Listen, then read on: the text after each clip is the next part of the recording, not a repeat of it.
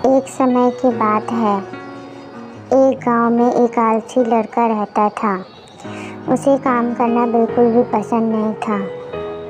उसे सिर्फ खाना और सोना पसंद था। एक दिन किसी ने उससे कहा कि तुम एक काम करो, तुम एक आश्रम है, वहाँ जाओ। वहाँ तुम्हें कोई काम नहीं करना पड़ेगा और वह एक दिन घर संसार छोड़कर चला जाता है। आश्रम में भी वो कुछ नहीं करता, गुरुजी के प्रवचन सुनता, खाता, सोता। ऐसे ही एक साल बीत गया और एक दिन आश्रम में कुछ नहीं बना। तब वो गुरुजी के पास गया और पूछा कि आज आश्रम में कुछ नहीं बना है। तो गुरुजी बोले कि आज एकादशी है, इसीलिए सबका उपवास है और मेरा भी उपवास है और तुम्हारा भी। तब उसने बोला कि क्षमा करिएगा गुरुजी, यह उपवास नहीं रख सकता, मुझे भूख लगी है। तब गुरुजी ने बोला कि ठीक है, तुम भंडार गृह से कुछ अनाज ले लो, लेकिन तुम आश्रम में मत बनाना। तुम नदी किनारे भोजन पकाना और सबसे पहले भगवान को भोग लगाना, उसके बाद खुद खाना। उसके बाद उसने खाना बनाया और भगवान से प्रकट होने के निवेदन किया। भगवान प्रकट हुए और भगवान ने भोजन ग्रहण किया। धीरे धीरे समय बीतता गया और फिर एकादशी का दिन आया। आज फिर वो गुरुजी के पास गया और बोला कि गुरुजी, इस बार मुझे ज़्यादा अनाज चाहिए। तो गुरुजी ने बोला ठीक है, लेकिन गुरुजी सोचने लगे कि इतने अनाज का यह क्या करता है। मैं आज इसके पीछे आऊँगा, देखते हैं ये क्या करता है।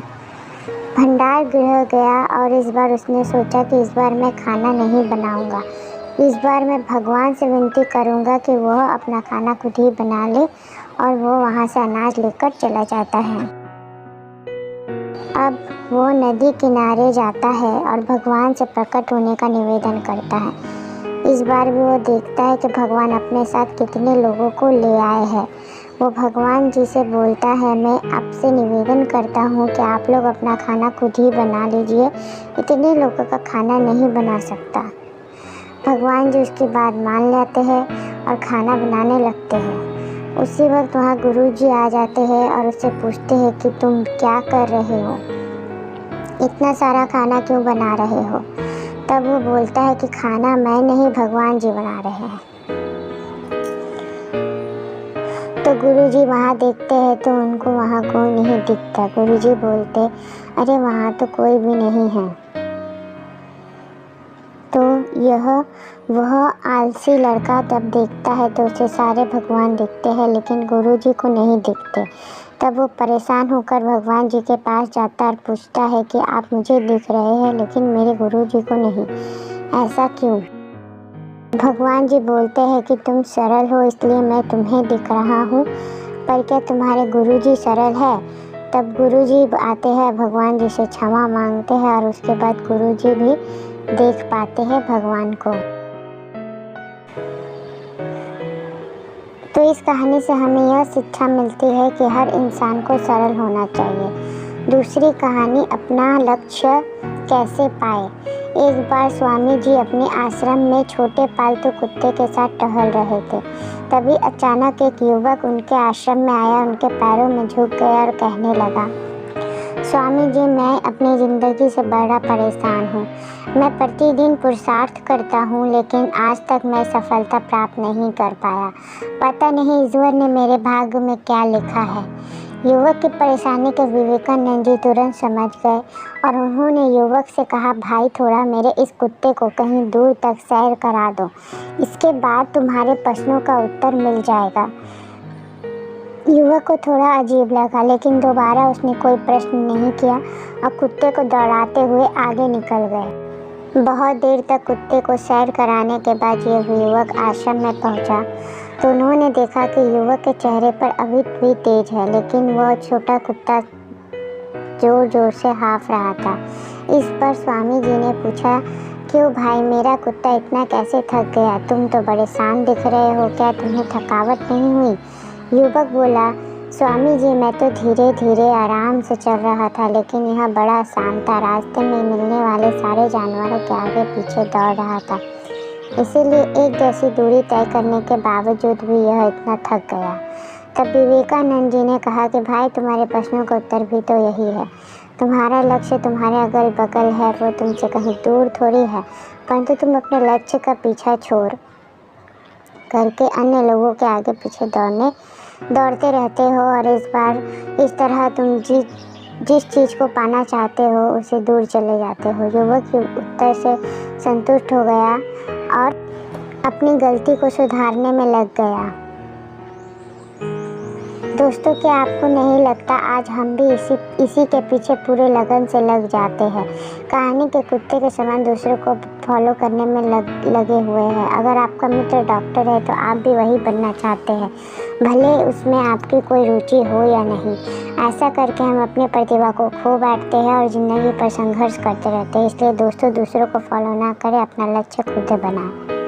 तीसरी कहानी, परेशानियों का सामना डट कर कैसे करें। एक राजा ने अपने सैनिक को सड़क के बीच में एक बड़ी चट्टान रखने के लिए कहा। चट्टान को बीच सड़क में राजा ने अपने सैनिकों को छुपकर चट्टान पर नज़र रखने के लिए कहा। देखना उस चट्टान को रास्ते से कौन हटाता है।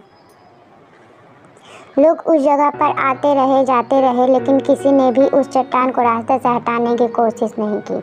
उस चट्टान के पास से लोग गुजरते रहे, लेकिन उसमें से कुछ गरीब लोग और शहर के व्यापारी भी शामिल थे, जो उनमें से कुछ लोग तो राजा को ही कोसने लगते कि क्या राजा इस चट्टान को भी रास्ते से हटवा नहीं सकता। लेकिन किसी ने भी उस चट्टान को रास्ते से हटाने का प्रयास नहीं किया। ऐसा काफ़ी दिनों तक चलता रहा। एक दिन एक किसान अपनी सब्जियों के साथ उधर से गुजर रहा था। उसने चट्टान को रास्ते में पड़े देखा और सोचा कि सबको इस चट्टान की वजह से कितनी तकलीफ हो रही है। उसने अपने मजबूत लाठी से उस चट्टान को एक तरफ धकेलने की कोशिश शुरू कर दी। काफ़ी कोशिशों के बाद वो सड़क से हटाने में कामयाब हो गया। चट्टान रास्ते से हटाने के बाद किसान अपनी सब्जी को उठाकर जाने ही वाला था कि अचानक उसकी नज़र एक पोटली पर गई, जो ठीक उसी जगह पड़ी थी जहाँ से उसने वो चट्टान हटाए थे। उसने उस पोटली को खोलकर देखा तो उसमें सोने के कई सिक्के थे, और उन सिक्कों के साथ राजा का एक संदेश भी था। उसमें लिखा था कि ये सोने के सिक्के उनके लिए है जो इस चट्टान को रास्ते से हटाएगा। दोस्तों, बिल्कुल इसी तरह हम सबके लाइफ में कई परेशानियाँ आती हैं। लोग कुछ उस परेशानियों से बचकर निकल जाते हैं, कुछ रास्ता बदल देते हैं। चंद लोग ठान लेते हैं कि उन परेशानियों का हल निकाल लेने की, और ऐसे ही लोग मुश्किलों में संभावनाओं में छिपे अवसर खोज लेते हैं। घबराओ मत, बल्कि उन परेशानियों का हल करने की कोशिश करते हुए जीवन सफ़र में आगे बढ़ते रहो। मजबूत इरादे और नेक दिल के साथ किए गए कोशिशों के परिणाम हमेशा अच्छे ही आते हैं। इसलिए जीवन के परेशानियों से डरना नहीं चाहिए। धन्यवाद सभी का। और वीडियो अगर पसंद आता है तो उसे लाइक ज़रूर करिएगा, चैनल को सब्सक्राइब प्लीज़ कर दीजिए। और दोस्तों, आगे की अच्छी कहानी के लिए नोटिफिकेशन बेल आइकन को ज़रूर दबा दीजिएगा, और कहानी अच्छी लगे तो कमेंट ज़रूर करिएगा। बाय बाय दोस्तों, और अपना ध्यान ज़रूर रखिएगा।